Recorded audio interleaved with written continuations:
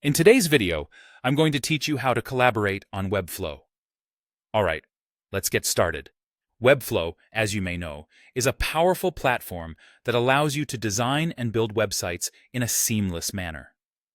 But what makes it even more engaging, particularly for teams, is its collaboration features. So, if you're ready to bring others into your Webflow magic, here's how you do it in just a few simple steps. First things first, you'll want to log into your Webflow account. Once you're in, navigate to your dashboard. Here, you'll see all your projects neatly lined up and ready for action. This dashboard is your command center, and from here, you'll manage all the collaborative aspects of your projects.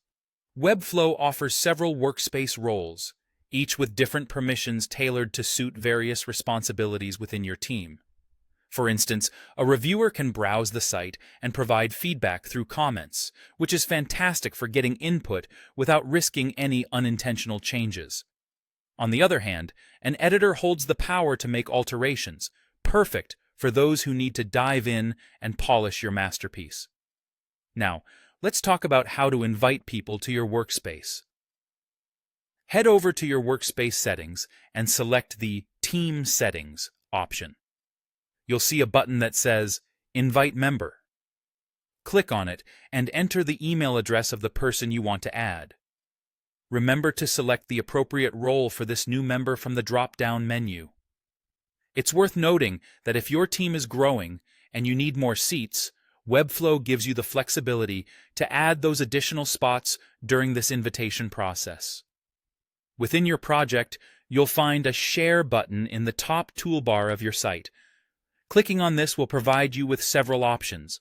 If you want to invite new members, simply input their email address and choose their workspace role.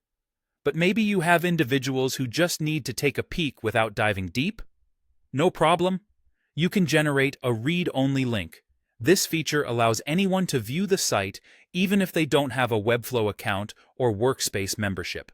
It's a great way to show progress to clients or stakeholders who prefer to watch from the sidelines.